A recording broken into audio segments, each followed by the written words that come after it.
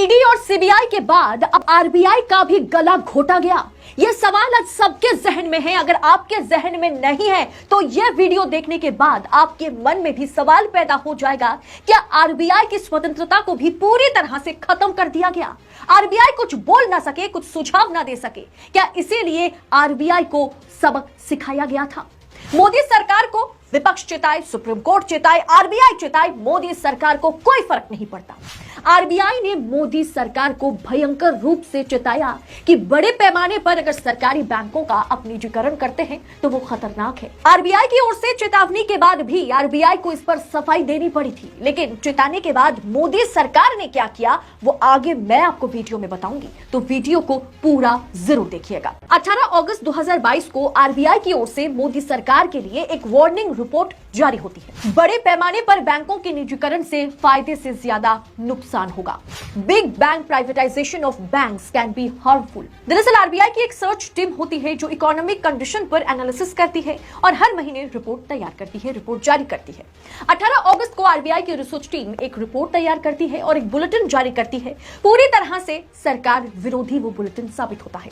मतलब सरकार जिस विचार विश्लेषण के साथ सभी सरकारी सेक्टर्स का निजीकरण कर रही है उस पर यह रिपोर्ट एक तमाचा जैसा साबित होता है। रिपोर्ट में कहा जाता है कि सार्वजनिक क्षेत्र के बैंकों के बड़े पैमाने पर निजीकरण से फायदे से अधिक नुकसान होगा।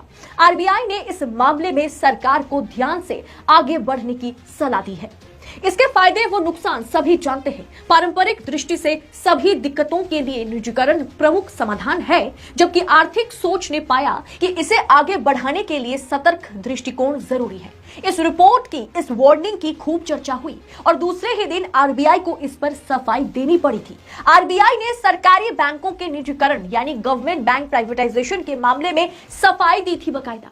केंद्रीय बैंक को बुलेटिन में प्रकाशित एक रिसर्च पेपर में कहा गया कि सरकारी बैंकों के बड़े पैमाने पर निजीकरण से फायदे से अधिक नुकसान हो सकता है। इसमें सरकार को इस मामले से ध्यान से जो है कि आगे बढ़ने की जरूरत है और इसी की सलाह दी गई। ये लेखकों की अपनी सोच है, इससे आरबीआई का कोई संबंध नहीं, ऐसा कह दिया गया आरबीआई की ओर से। मतलब अब समझ सकते हैं कि आरबीआई को अपनी ही इकोनॉमिक एक्सपर्ट्स की राय को खंडन करना पड़ा था। इतना खौफ, इतना डर और इतना प्रेशर है, लेकिन सरकार ने यह सलाह नहीं मानी। सरकार ज्यादातर प्राइवेट बैंकों में अपना स्टेक छोड़ रही है, अपना हिस्सा बेच रही है। सरकारी हिस्सा बेचकर जो है सरकार क्या करना चाहती है किसी को नहीं पता। दोस्तों, आपकी ही सरकार आपकी जेब काटने पर ना, आपके पेट पर लात मारने के लिए तुली हुई है। और आप देखिए, आप सो रहे हैं, उठिए, जाग जाइए, देखिए देश में क्या हो रहा है। देश का सबसे बड़ा सरकारी बैंक भारतीय स्टेट बैंक ऑफ इंडिया अपना खर्च कम करने के लिए मानव संसाधन संबंधित मुद्दों के लिए एक अलग कंपनी शुरू करने जा रहा है। और ये दरअसल स्टेट बैंक नहीं कर रहा है, ये सरकार कर रही है। स्टेट बैंक के ऑपरेशन और सपोर्ट सब्सिडियरी को जो है हाल ही में रिजर्व बैंक ऑफ इंडिया से भी स्वीकृति मिल गई है। बैंकिंग सेक्टर के जानकारों की माने तो ये कदम उठा करके बैंक अपना जो है कॉस्ट टू इनकम यानी कॉस्ट कटिंग करने की कोशिश कर रही है, जो अभी इंडस्ट्री स्टैंडर्ड के हिसाब से बहुत ऊंचा है।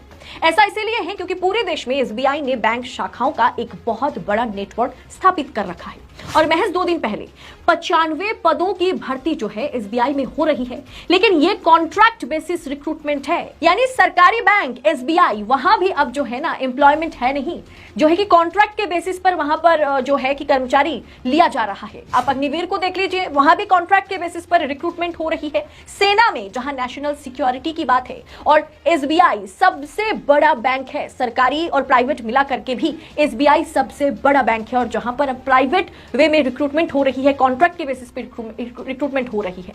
और इसीलिए आज बीजेपी के नेता जो है ना झूठ फैलाने पर उतारू है। कह रहे हैं कि $4 ट्रिलियन की इकोनॉमी बन गए हैं हम, जिस पर भाजपा मुख्यमंत्री से लेकर के गौतम अडानी मोदी जी को बधाई देते हुए नजर आ रहे हैं। जबकि ये खबर, ये जो आपके स्क्रीन पर खबर है, ये पूरी तरह से फेक है।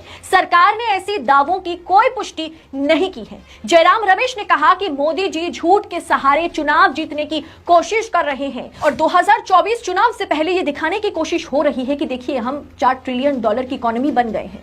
और आरबीआई का भी दोस्तों किस तरह से गला घोटा गया। आरबीआई की जो एक एक्सपर्ट कमिटी, एक एक्सपर्ट टीम होती थी जो पूरी तरह से एनालिसिस करके हर महीने आरबीआई को रिपोर्ट सौंपती थी, उससे भी अब जो है मोदी सरकार, कितनी परेशानी मोदी सरकार को झेलनी पड़ गई थी जब आरबीआई की इस एक्सपर्ट टीम ने यह खुलासा किया था, एनालिसिस टीम ने यह खुलासा किया था कि इस तरह से प्राइवेटाइजेशन देश को आगे बढ़ा नहीं सकता। सरकार को सोच समझकर प्राइवेटाइजेशन करने की जरूरत है। इस तरह से सरकारी बैंकों का जो प्राइवेटाइजेशन हो रही है या कोई भी प्राइवेट बैंक में अगर सरकार की हिस्सेदारी है, उसे अगर सरकार इस तरह से बेच रही है तो वो गलत है।